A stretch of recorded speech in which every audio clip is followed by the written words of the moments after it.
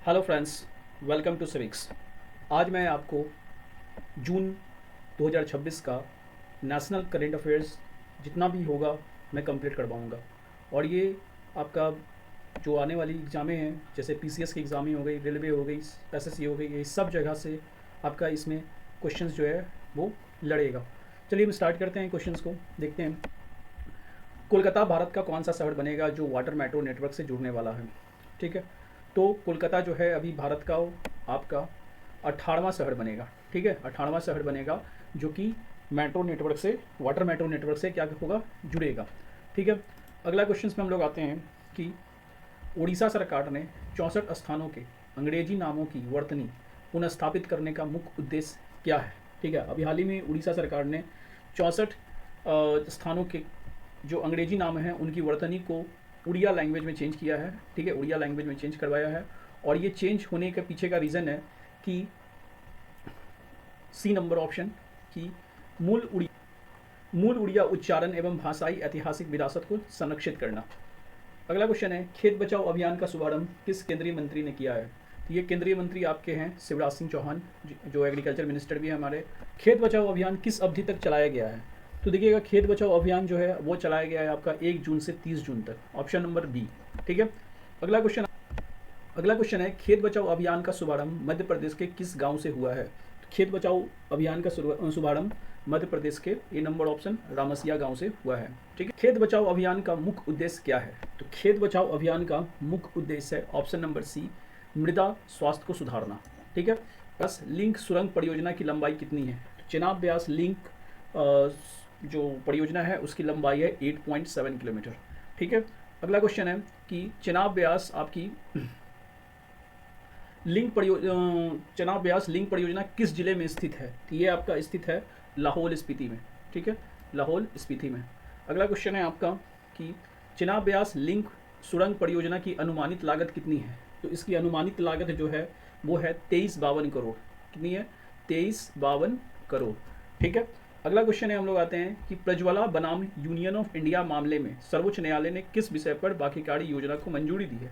तो देखिएगा, अभी हाल ही में प्रज्वला बनाम जो यूनियन ऑफ इंडिया है उसमें आपकी सर्वोच्च न्यायालय जो है वो मानव तस्करी को रोकने के लिए प्रयास कर रही है। ठीक है, अगला क्वेश्चन है आपका कि सर्वोच्च न्यायालय ने मानव तस्करी के पीड़ितों के पुनर्वास के अधिकार को संविधान के किन अनुच्छेदों से जोड़ा है? तो देखिए, अभी हाल ही में हम बता रहे थे कि मानव तस्करी का जो मुद्दा उठा था सुप्रीम कोर्ट के अंदर, वो उठा था आपका प्रज्वला प्रज्वला ठीक है, वर्सेस, ये क्या हो गया यार, Prajwala versus union of India में, यूनियन ऑफ इंडिया में। ठीक है ना, तो ये जो आपका है, ये कौन से आर्टिकल्स का उल्लंघन बताया है सुप्रीम कोर्ट ने? तो ये बताया है आपका अनुच्छेद 21 एवं 23 में। ठीक है, अनुच्छेद 21 एवं 23 में। ठीक है, अनुच्छेद 21 एवं 23 में। अगला क्वेश्चन है, जल जीवन मिशन 2.0 के तहत जल गुणवत्ता एवं आपूर्ति सुनिश्चित करने के लिए जल शक्ति मंत्रालय ने कितने राज्यों और केंद्र शासित प्रदेशों के साथ एमओयू पर हस्ताक्षर किए हैं? तो देखिएगा, जल जीवन मिशन के लिए जो जल शक्ति मंत्रालय है, ठीक है ना, जल शक्ति मंत्रालय है, कितने राज्यों पर, ठीक है, कितने राज्यों प्रदेशों के साथ एमओयू पर आपकी क्या की है, हस्ताक्षर की है। ठीक है ना, तो एमओयू पर हस्ताक्षर करने के लिए कितने राज्यों के साथ की है? तो वो की है आपकी 5 राज्यों के साथ। ठीक है, अगला क्वेश्चन है, जल जीवन मिशन 2.0 के तहत निम्नलिखित में से किस राज्य केंद्र शासित प्रदेश ने एमओयू पर हस्ताक्षर नहीं किए हैं? तो आपको हम बता देते हैं कि 5 राज्य जो हैं इस पर हस्ताक्षर करने वाले कौन कौन से राज्य हैं। तो एक है आपके अरुणाचल प्रदेश, दूसरा है आपका झारखंड। ठीक है, दूसरा है आपका झारखंड। ठीक है ना, झारखंड।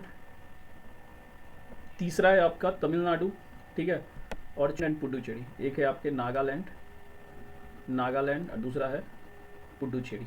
ठीक है, ये 5 राज्य जो हैं आपके अरुणाचल प्रदेश, झारखंड, तमिलनाडु, नागालैंड और पुडुचेरी। तो इसमें से पूछिएगा कौन है, तो केरल हो जाएगा। ठीक है, ऑप्शंस में। आगे बढ़ते हैं हम लोग। जल जीवन मिशन 2.0 के तहत एमओयू पर हस्ताक्षर करने वाले राज्य केंद्र शासित प्रदेशों की संख्या कितनी है? तो आपकी जो राज्य केंद्र शासित प्रदेशों की संख्या अभी हम पीछे जस्ट बता दिए थे, 5 राज्य जो है वो भाग लिए थे। ठीक है, अगला क्वेश्चन है कि भारत म्यांमार के बीच 8वीं द्विपक्षीय ड्रग कंट्रोल सहयोग बैठक कब आयोजित की गई है?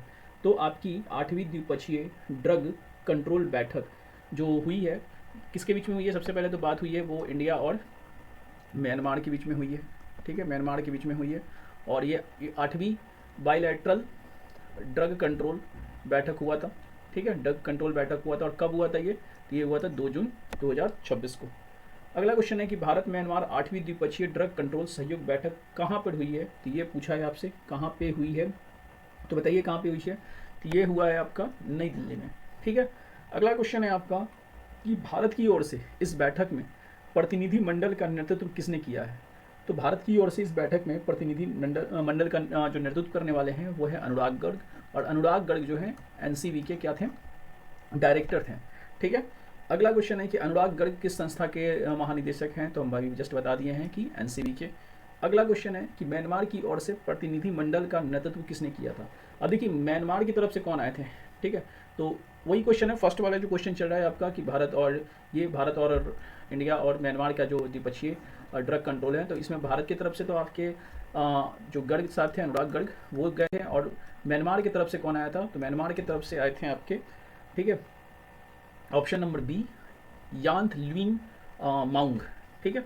अगला क्वेश्चन है हम लोग का, दक्षिण अफ्रीका के उपराष्ट्रपति जिन्होंने राष्ट्रपति द्रौपदी मुर्मू से मुलाकात की कौन थी? ठीक है, दक्षिण अफ्रीका की जो उपराष्ट्रपति थी वो आई थी यहाँ पे, तो उनका नाम था सिपोकासा मासातिले, ठीक है, सिपोकासा मासातिले।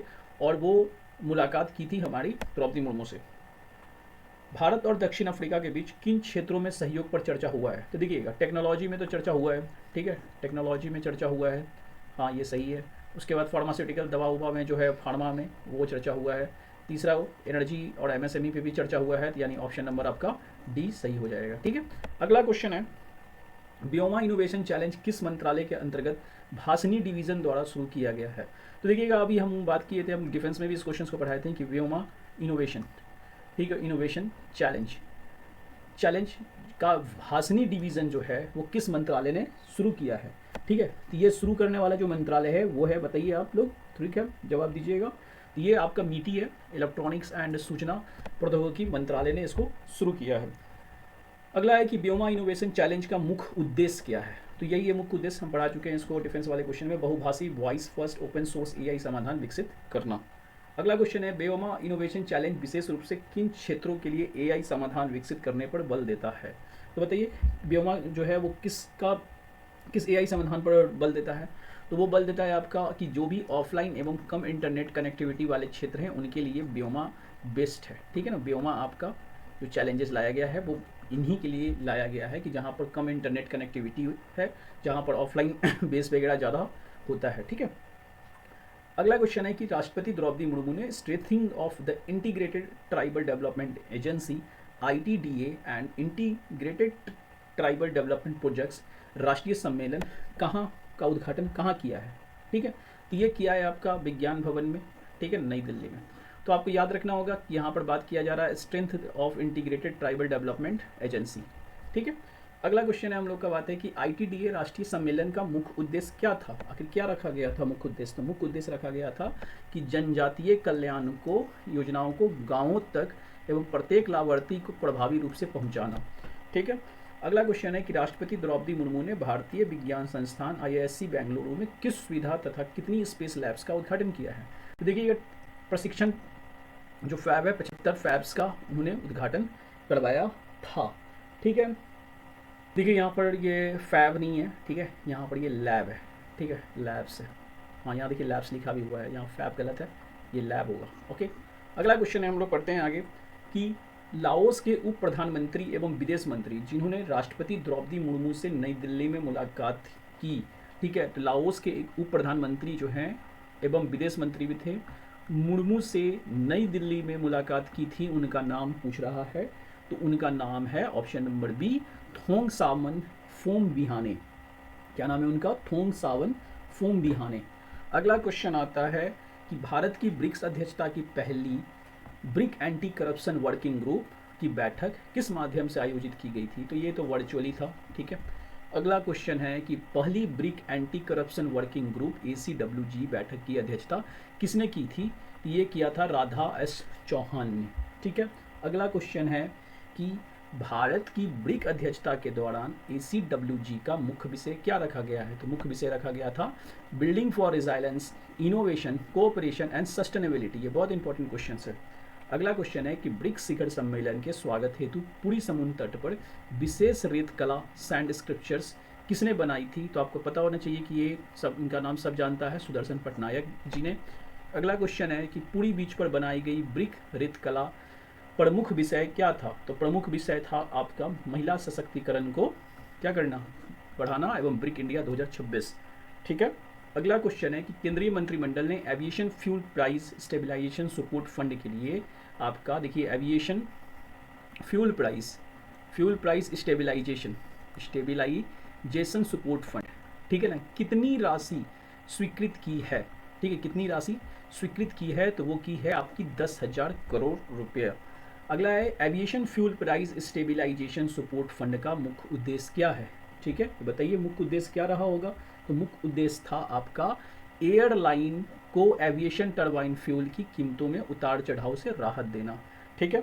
अगला क्वेश्चन है कि हाइब्रिड एन्युटी मॉडल HAM के अंतर्गत स्वीकृत तथा तटीय राजमार्ग किन दो स्थानों को जुड़ेगा? आप देखिएगा यहाँ पर HAM का जो फुल फॉर्म दिया गया है वो है आपका हाइब्रिड एन्युटी मॉडल। ठीक है। अब ये जो मॉडल है किन नया तटीय राजमार्ग को जोड़ेगा? तो ये जोड़ेगा आपका रामेश्वरम और पारादीप को। ठीक है। अगला क्वेश्चन है रामेश्वरम पारादीप तटीय राजमार्ग की कुल लंबाई कितनी है? तो उसकी कुल लंबाई जो है वो है 163.18 किलोमीटर। अगला क्वेश्चन है कि CBSE की ऑन स्क्रीन मार्किंग प्रणाली की जांच हेतु गठित उच्च स्तरीय समिति के अध्यक्ष कौन है? किनको बनाया गया है? ये बनाया गया है आपका राधा S चौहान को, राधा चौहान को। ठीक है। अगला है हमारा कि मिशन सिंज्योरी किस राज्य की प्रसिद्ध मुगा रेशम को वैश्विक लग्जरी ब्रांड के रूप में स्थापित करने हेतु शुरू किया गया है? तो मिशन सिंज्योरी जो है वो आपका जुड़ा हुआ है असम से। ठीक है, किससे जुड़ा हुआ है? असम से। अगला क्वेश्चन है विश्व के प्राकृतिक गोल्डन मुगा सिल्क का उत्पादन लगभग कितने प्रतिशत असम में होता है? तो आपको पता होना चाहिए मुगा सिल्क जो है हमारे असम में 90% होता है। ठीक है। अगला क्वेश्चन है कि भारत 11-12 जून 2026 को 13वें ब्रिक अर्बनाइजेशन फोरम की मेजबानी कहाँ कर रहा है? देखिएगा यहाँ पर क्वेश्चन है 13वां ब्रिक अर्बनाइजेशन फोरम पूछ रहा है। ठीक है ना, अर्बनाइजेशन फोरम ध्यान दीजिएगा। तो ये आपका होने वाला है, ये होने वाला है आपका नई दिल्ली में। ठीक है। अगला है कि 13वां ब्रिक अर्बनाइजेशन फोरम का मुख्य विषय पूछा है आपसे, तो मुख्य विषय हो जाएगा cities for people, BRICS cooperation for inclusive and resilient urban future. अगला क्वेश्चन है PM सूर्य घर मुफ्त बिजली योजना के तहत दिसंबर 2026 तक कितने घरों में रूफ टॉप सोलर पैनल लगाने का लक्ष्य रखा गया है? तो आप देखिए कि रूफ टॉप सोलर, ठीक है, सोलर पैनल लगाने का जो लक्ष्य रखा गया है वो रखा गया है 75 लाख घरों में। ठीक है। अगला क्वेश्चन है हमारा कि PM सूर्य घर मुफ्त बिजली योजना के 2 वर्ष पूर्ण होने पर नया लोगो संतोष व्हाट्सएप चैटबॉट किसने लॉन्च किया है? तो ये लॉन्च किया है आपके प्रहलाद जोशी ने। ठीक है। अगला क्वेश्चन है हमारा कि इंटेल इंडिया के सहयोग से इंडिया AI डेटा लैब शुरू करने वाला भारत का पहला निजी विश्वविद्यालय कौन है? तो यह है आपका चंडीगढ़ विश्वविद्यालय। अगला क्वेश्चन है कि भारत का पहला मॉडल बॉर्डर विलेज कौन सा बना है? ठीक है। तो पहला मॉडल बॉर्डर विलेज आपका बनने वाला है चुमूर। ठीक है, चुमूर बनने वाला है आपका पहला मॉडर्न विलेजेस। ठीक है। अगला क्वेश्चन हम लोग आते हैं और एक चीज़ और बता रहे हैं कि चुमूर जो है वो आपकी पड़ती है ईस्टर्न लद्दाख में। ठीक है, ईस्टर्न लद्दाख में आपकी पड़ती है। अगला क्वेश्चन हम लोग आते हैं चुमूर गांव किस केंद्र शासित प्रदेश में पड़ता है? तो वो पड़ता है आपका लद्दाख में। दिल्ली NCR में पुराने जो व्यावसायिक वाहन थे उनको हटाने हेतु केंद्र सरकार ने कितने करोड़ रुपए की क्लीन मोबिलिटी स्कीम चालू की है? तो पुराने जो व्हीकल्स थे उनको केंद्र सरकार हटाना चाह रही थी, इसके लिए क्लीन मोबिलिटी स्कीम को लॉन्च किया गया है।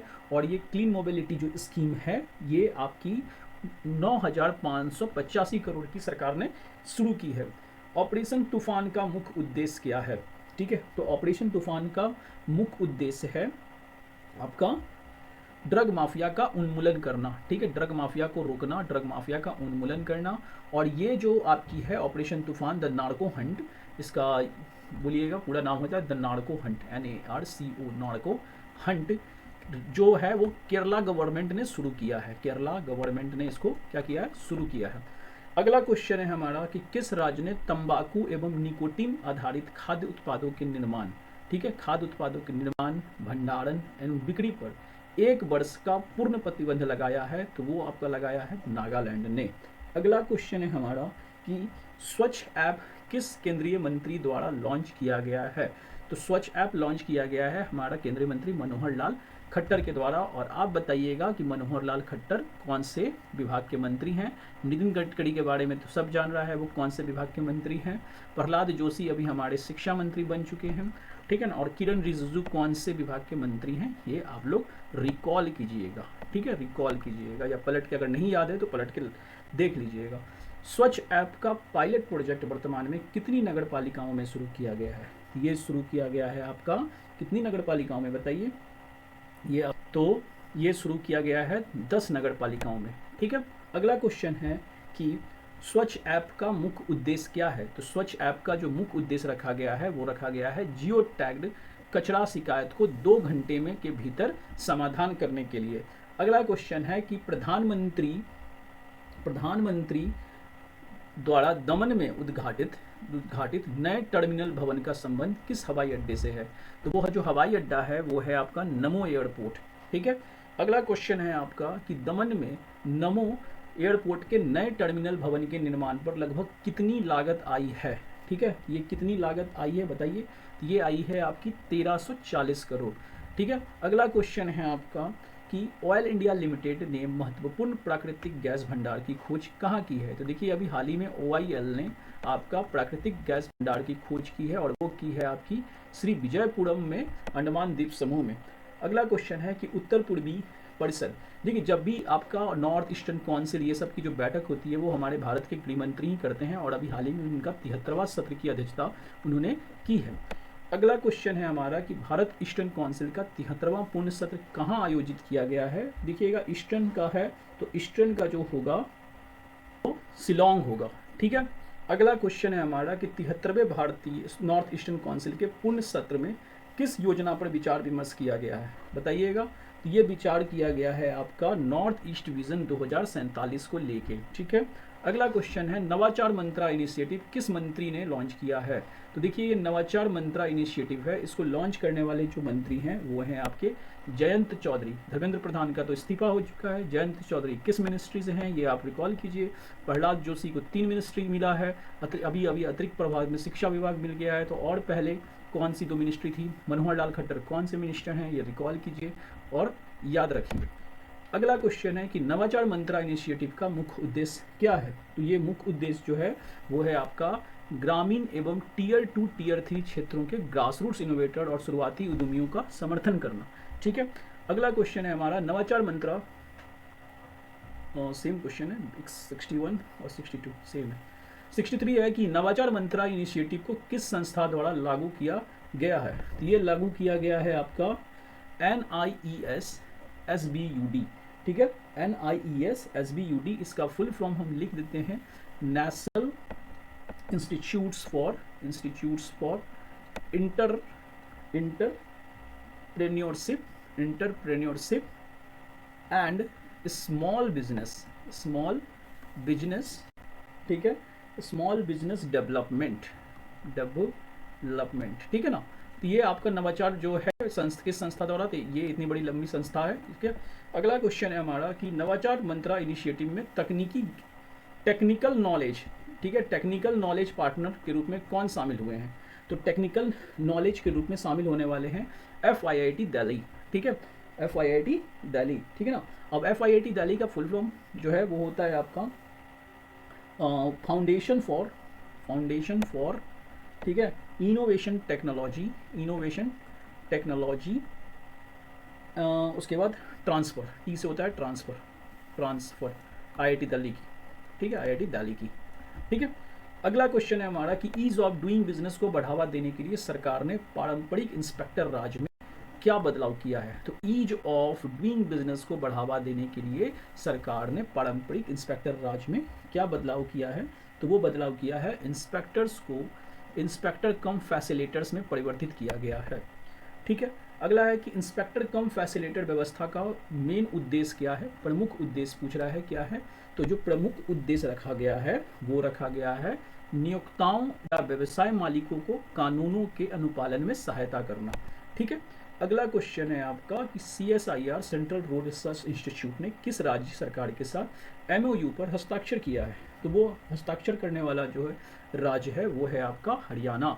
ठीक है, अगला क्वेश्चन है हमारा कि CSIR, CRRI और हरियाणा सरकार ने MOU के संबंध में किस परियोजना से है? MOU का संबंध जो अभी हाल ही में CSIR और CRRI ने मिलकर हरियाणा सरकार के साथ जो MOU साइन किया है वो किस लिए साइन किया है?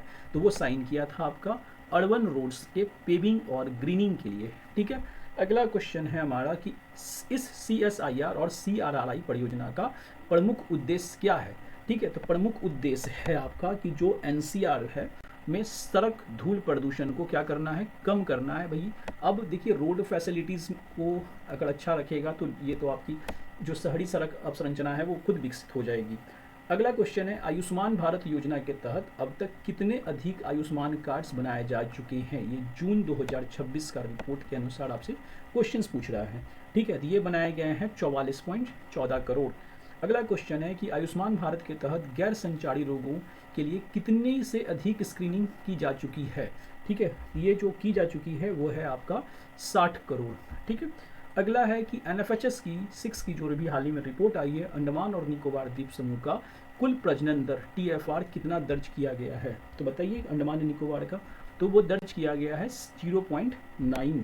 अगला क्वेश्चन है हमारा कि NFHS 6 के अनुसार अंडमान और निकोबार द्वीप समूह का TFR कितना है, जो रिप्लेसमेंट लेवल से काफ़ी कम है। ठीक है, रिप्लेसमेंट लेवल से काफ़ी कम है, तो वो अभी फिर से क्वेश्चन रिपीट हो गया है, 0.9 ही है। जनसंख्या के स्थिर प्रतिस्थापन यानी कि रिप्लेसमेंट लेवल के लिए सामान्यतः कितना टोटल फर्टिलिटी रेट होना चाहिए? ठीक है, तो होना चाहिए आपका 2.1 और जो अंडमान थी उसकी जो थी वो 0.9 थी। ठीक है, अगला क्वेश्चन है कि पश्चिम बंगाल के शामिल होने के बाद आयुष्मान भारत प्रधानमंत्री जन आरोग्य योजना कितने राज्यों प्रदेश में लागू हो गई है? तो ये आपके 36 राज्यों में अभी तक लागू हो गई है। तो अभी तक हम इसका पार्ट 1 जून का नेशनल का कंप्लीट कर चुके हैं 75 क्वेश्चन के साथ। ठीक है, आते हैं नेक्स्ट में पार्ट 2 लेके और इसको रिवीजन तब तक आप कर लीजिएगा। आते हैं नेक्स्ट वीडियो में। जय हिंद।